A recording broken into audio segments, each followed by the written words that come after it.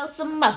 Hey, throw some more. Hey, what's up, everybody? This is your girl, Miss P. I hope that you are doing fabulous, darling. I am doing well, and I'm here to do another review for Love and Hip Hop ATL. Please make sure to go ahead and like this video. Subscribe if you haven't already. It is free, $99. And you know what I'm going to say? Get into one of my favorite apps, Feature Points. The links are down below so that you can get some free gift cards, all of that good stuff. Make sure to sign up for the Peace, Love, and all that good stuff email list because I got my blogs coming out, exclusive video content, giveaways over there. So make sure that you go ahead and subscribe to the email list. You can do it over on my website. Link is down below. It'll pop up. Just go ahead and put your information in there. And it is free $99, okay? Before I get into the review, I have to ask you guys, have you guys seen Joseline and Stevie Stitcher with my Kuda Cat video? Baby, when I tell you, I love the song.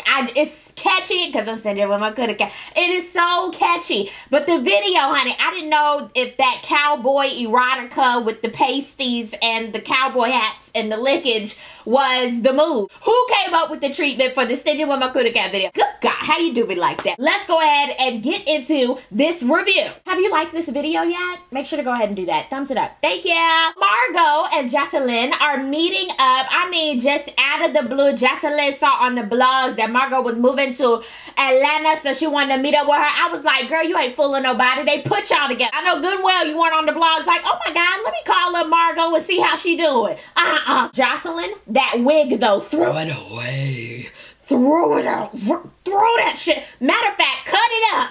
Burn it. Make some twist out of it and throw it, and then throw it in the trash can. That's what you can do. So I know you won't put that shit back on your head. Don't do that. Y'all know I don't like talking about hair, but it takes a badass wig to make me talk about it. I can't stand that shit. When Margot is talking about Nico, I always gag just a little bit because she was like, you know, I knew what we had coming into the situation. Like, it was very open, but that sex tape, that was like the beast. And I'm sitting there like, but girl, y'all had an open marriage. So this sex tape, he could have made plenty of them, but they didn't get out. So Margot, I don't understand you.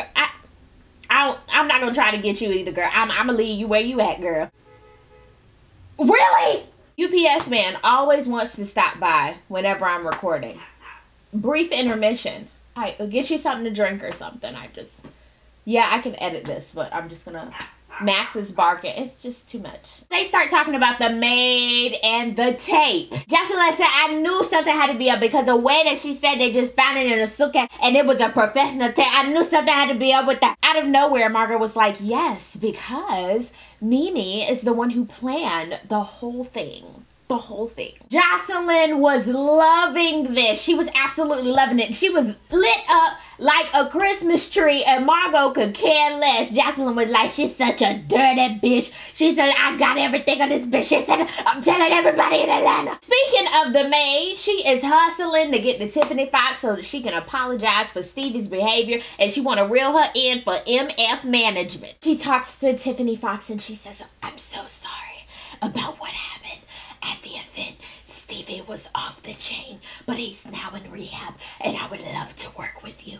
Please run, Tiffany, run. Oh, Mimi better have all these producers lined up and things. She was like, I have Jazzy Faye, I have Rico Love, I have Barry Gordy, I have Ike Turner. I don't know how I did it. I have Quincy Jones. I have everybody you can imagine that will work with you. And she also wants to manage Tiffany Fox, but Tiffany was like, hold up. I mean, I already got a manager from like way back when I was like 2 years old, and she like ride hard for me, so I'ma see, you know, what you can do, and we can, you know, figure something out. I was like, good job, Tiffany, good job. Oh, good old Ernest is fresh out of prison, and Mama D is mad that he is taking her to a chicken wing spot so that they can have a date. Girl, he just got out of jail. What are you expecting? You better sit down, order you some lemon pepper flats, and have a good day. You know what? Ernest got some good teeth. I mean, all through, he was like, you know what me and Mama D is, the way we is. Had the promissory ring in the drink on the cherry. I said, now this was some orchestrated hand work. I mean, I hope you washed your hands because I don't want that drink afterwards.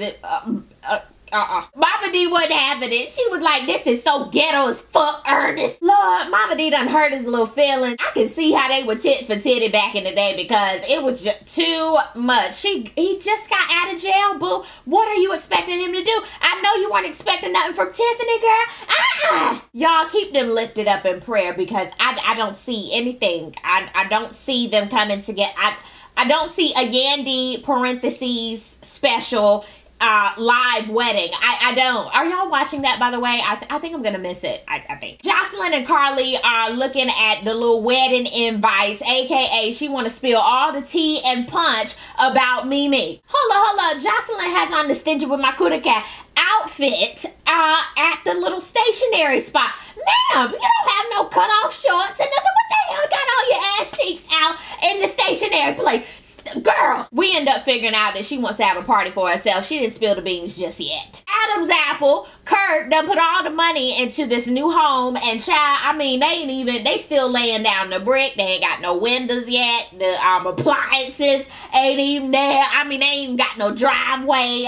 The cement is still like putty. I said, what the hell? He's talking about we still got like 4 months left. I mean, we gotta make sure everything. Stop it. Rashida pulls up. He like, oh hell. She done got a push notification on her phone that he done spent $32,000 in one day. How Sway? How Kirk? How Kirkland's? How are you gonna do this? Kirk just take it all from the Poise and what's I'm Bossy accounts. I'm like, Kirk is having a nice little field day with his artists and the apartments.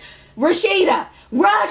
Ooh, so we figure out that Rashida was mad that Carly got her store up. I knew there was some tension there. I'm like, how you gonna blow up at somebody's event? You mad because you ain't got one?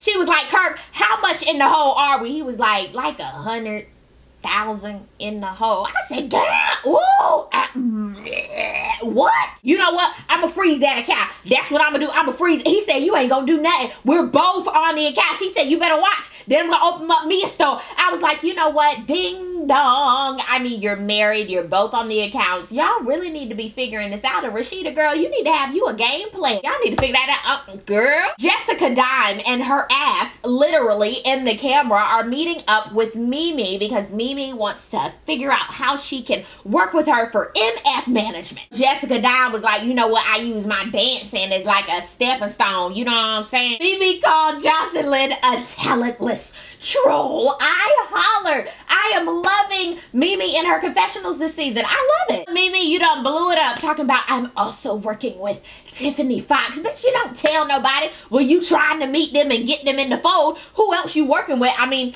actually, that was a good idea. This way she knows if she wants to opt out. So good job, Mimi. I take that back. People don't want to run in the mess. They want to know exactly who you with, who you working with. But Jessica Dime was like, I'm so glad you told me because I need your full attention. You ain't gonna have time to be working with everybody else. I was like, okay, Jessica, she gonna be a problem. Jessica ends up saying, hey, we can do like a trial thing because I ain't got shit else going on, so we can figure that out. I said, good job. See if you like it or not. And Mimi, you get to see if this is the artist that you want. Chicken Shack proposal, Ernest and Mama D are officially back together in the palace. She is finally letting Erica and Scrappy's court drama situation go, thank God. She is letting Scrappy know that they are back together, and I have never seen all of Mama D's teeth and gums in my life. Ernest must be giving her that pie-ow. Yes, she was twisting all around like Mary Poppins with her umbrella. I said, yes, Mama D, you better get your back blown out. Do that. Little soldiers need love. Scrappy said, you know what, back in the day they were fighting whatnot, but you know I'm cool with Shawty, you know, back with a man friend or whatever you did. She like it, I love, you know what I'm saying? We ain't got no problem. Who? Mama D ended up showing Scrappy the promissory note ring. I just cannot with I can't. Scrappy is fine with this union, but his sister Jasmine can't stand him. Ernest's mama hates Mama D because, of course, she sent him to jail. I mean, do you think you're gonna be bosom buddies? She wants a family dinner. I'm sensing that it's gonna be like soul food. Y'all kill Big Mama. Like, that's what I'm sensing. I just don't see any unity. I don't. Jock, Tony, and Adam's apple meet up, Creep Squad. And they just basically talking about the trouble that's going on in their home. Well, who we really wanted to talk about was Jock, and I'm glad he got loose from Kadia. I was wondering how long it was going to take. So he replays all that in his mind, and he like, look, I cannot let Shorty go. Now, I know good and well the only reason he want Kadia back is because of that paper trail that she has as well. Faith Evans comes to see Stevie J in the rehab center. I mean, just out of the blue, she was just saying, oh my God, I saw, you know, I gotta support. I was like, really, Faith? Out the blue like that? Okay. I forgot they used to rock together in the Bad Boy days. So she comes to see him and talk about, hey, you know, I'm getting ready to put out this album with me and Biggie. And of course, you can be a part of it, but you gotta be straight and narrow. You feel me? You know what I'm saying? Faith, you better be snatched again. It seems like Faith, she just reemerges every couple of years. Back on R&B Divas, I was like, okay, hey, Faith. But then she just popped out of nowhere. I said, yes, Faith. So yes, Faith, you better do it. Oh, they do like a little hum jam session. I said, yes, Faith, you better give it to me. Give it to me. It's where you actually hear music in the show. Like, hear it in the show. Stevie J is actually a really good, dope producer. So hopefully he gets his chance to come back, but he got to put all that bull swanky aside. Scrappy and the Bambi and his sister and her dude, they meeting to talk about Ernest and Mama D getting back together and just to have a nice dinner. Jasmine was like, I ain't never liked Ernest. He was verbal abusive. The mama, you know what I'm saying? I just couldn't stand his ass. You know what I mean? He a criminal. He an opportunist, and he got interior motive. You know what I mean? Scrappy was like, look, I understand how you feel. You dig that. You need to tell him, you know what I'm saying? But I feel like I got a record. She got a record. He got a record. Everybody in here got a record. So let's not go back to jail. You feel me? It's time for Jocelyn's party that she threw for herself. She has all those salsa dancers there. And I'm sitting there like, why the hell did you have them come to perform? You could have showed them what they need to be doing. I'm just saying, Jocelyn, that's how you can be making some more money on the side. You need to be giving these lessons on the side, girl. She was like, because you know my expertise is dance. We see a new member of the group. Hey, Prima Donna, how you doing? She got a multi-million-dollar business. You know what I'm saying? She the queen of the weight shapers. You dig that? I was like, okay, oh, sure. Then here comes Carly, and then the surprise guest was Margot. I knew it. I was like, that's all you got at the party? Oh, hell, okay. Margot just starts spilling everything about Nico and Mimi, and Prima Donna was like, ooh, I ain't never gonna spill my tea, you know what I'm saying? But I will sip it. Continue. Carly acts so ditzy sometimes. Are you telling me that Mimi planted the tape? Yes, Carly. Duh, that's what she, yes. Speaking of Mimi, Mimi has Jessica Dime meeting up with Jazzy Faye. Jazzy asked Jessica Dime, who would you compare yourself to? She was like, nobody. He was like, oh, I already love her confidence. Out of nowhere, here comes Tiffany Fox. I mean, she just rolled in like, hey, y'all, how y'all doing? I was even like, oh, hello, can we help you? No, next door. Mimi, why did you invite two artists at the same time? You don't do that. That's disrespectful to artist number one and artist number two, especially if you didn't tell them. Duh, dummy. Tiffany was like, I'm invited. She was like, you need to put your hand down. She said, I can put my hands wherever I want to. Bitch. I mean, it was just a bitch back and forth. And I was like, Jessica, calm down. Mimi, come in somewhere. Oh my God, what? Mimi, this is all your fault. You stay cleaning up, babe. You stay cleaning up. Stop this. Tiffany Fox was like, you know what? I'm going to excuse myself because first of all, this is too much. I did not ask for this. And Mimi, as far as us working together, that's going to be a hell no. Then Jazzy Faye was like, you know what, Jessica? I don't want to hear your chat. I really don't. And she was like, well, that was this. You know what?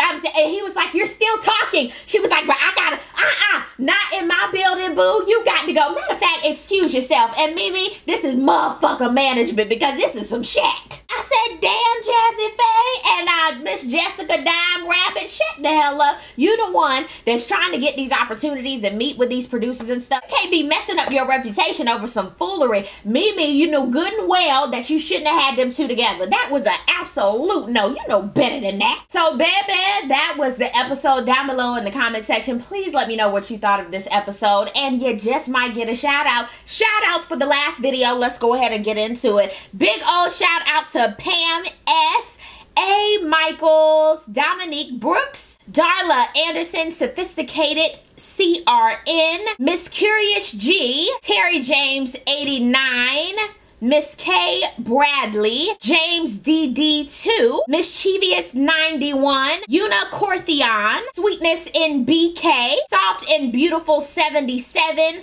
Cousin Angel, I Am Dreek, KJ Speaks, Susan X, and Curly Q Fro. Thank you guys so much for taking time out of your day to check out my video, and I will see you in the next review. Peace, love, and all that good stuff. God bless. Bye!